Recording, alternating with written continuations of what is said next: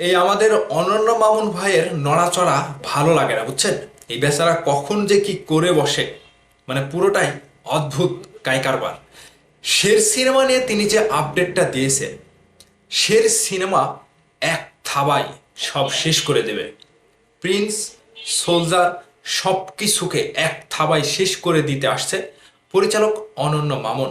তার অ্যাক্টিভিটি আমার কাছে খুবই ভালো লাগে। মামুন ভাই, আপনি এত বিনোদন দেন কেন রে ভাই?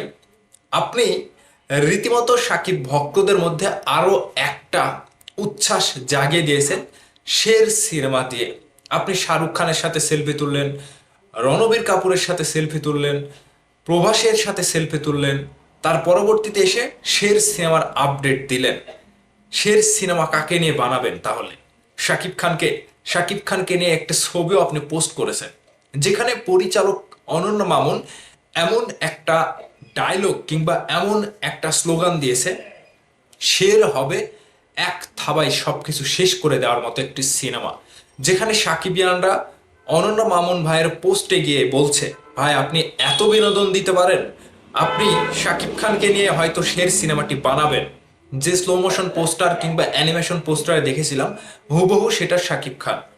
সেই জায়গা থেকে এখন পর্যন্ত অনন্য মামুনের উপরে ডিপেন্ড করা কিংবা অনন্য মামুনের কথাবার্তা শুনে বিশ্বাস করা পুরোটাই অনেকটাই অবিশ্বাসযোগ্য হয়ে যাচ্ছে। কারণ অনন্য মামুনের পেছনের কীর্তিকলাপগুলো মনে আছে সকলের। এখন অনন্য মামুন বলিউডে হাঁটছে, অনন্য মামুন হলিউডে হাঁটছে, ঠিক সেই জায়গা থেকে আসলেই শের সিনেমা নিয়ে তিনি একটা বড় স্বপ্ন দেখেছে, যে হ্যাঁ, শের হচ্ছে তার স্বপ্নের প্রজেক্ট। এটা আমরা বিশ্বাস করি। কিন্তু এই শের সিনেমার নায়ককে, শাকিব খানকে নিয়ে তিনি কি শের বানাবে? যদিও তিনি শিডিউল পায়নি শাকিব খানের, পরপর সোলজার এবং প্রিন্সের শিডিউল দিয়েছে মেগাস্টার শাকিব খান। আশা করছি আগামী 26 সালে দুইটা ঈদ পার হলে অনন্য মামুনের এই শের সিনেমার কাজ শুরু করবে তিনি।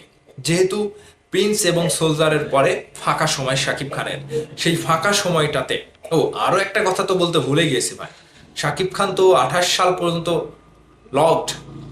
তাহলে এই 28 সাল লকড হওয়া, এই লকড হওয়ার মধ্যে কি অনন্য মামনের শিডিউলটা রয়েছে? এখানেও কিন্তু একটা ভাবার বিষয়। যেহেতু 28 সাল পর্যন্ত লকড, কোনো নতুন সিনেমায় শাকিব খান আর চুক্তিবদ্ধ হবে না। আমার মনে হচ্ছে এই 28 সাল পর্যন্ত লকড হওয়া যে কয়টি সিনেমা রয়েছে, তার মধ্যে এই অনন্য মামুনের শের সিনেমাও রয়েছে। কারণ চলন বলনে অনন্য মামুনের ভঙ্গিটা অন্যরকম ভাই। তিনি একটা জিনিয়াস। আমি বলতে চাই, তিনি যেটাই করুক, ভক্তদের সাথে ফাজলামি করুক, সোশ্যাল মিডিয়াতে এটা ওটা যেটাই করুক, তিনি একটা পরিচালক। তার চিন্তা ভাবনা সকলের উপরে। মানে আমি যখন ছোটবেলায় আমার একটা প্রাইভেট টিচারের কাছে যেতাম, তখন তিনি বলতো যে স্বপ্ন দেখলে বড় বড় স্বপ্ন দেখবে। মনে করো তুমি একটা স্বপ্ন দেখলে হেলিকপ্টার কিনবে কিংবা প্লেন কিনবে, তোমার সেই বড় স্বপ্নটা টার্গেট পূরণ করতে করতে তুমি গিয়ে দেখবে একটা মাইক্রো কেনার, একটা প্রাইভেট কার কেনার সম্বল তোমার হয়ে গিয়েছে। ঠিক অনন্য মামুনের বিষয়টা এরকম, যে স্বপ্ন দেখতে হলে বড় বড় স্বপ্ন দেখতে হবে। যে স্বপ্নটা অনন্য মামুন দেখেছে, যে শের তার স্বপ্নের প্রজেক্ট, শের সিনেমাটি নিয়ে তিনি বিশাল বড় আকারে আসছে, আবারও কামব্যাক করতে আসছে, সেটা শাকিব খানের হাত ধরে। এবং তিনি একটা পোস্টারও রিলিজ করেছে, একটা ছবিও রিলিজ করেছে, প্রকাশ করেছে, যেখানে হুবহু শাকিব খানকে আমরা দেখতে পেয়েছি। এখন শের সিনেমা নিয়ে তিনি যদি আসে, ভক্তদের কাছে আবারও তিনি নতুন অধ্যায় হয়ে আসবে। আর আমি যদি ভুল না করি, যে অনন্য মামুনের এমনভাবে আসা উচিত, পেছনে যত ভুল রয়েছে, যত ডিসিশন রয়েছে, সব কিছুকে সুন্দরভাবে গুছিয়ে তিনি সুন্দরভাবে যদি সাকিবিয়ানদের মাঝে শের সিনেমা নিয়ে ফেরে, তাহলে বিষয়টা ভালো হবে।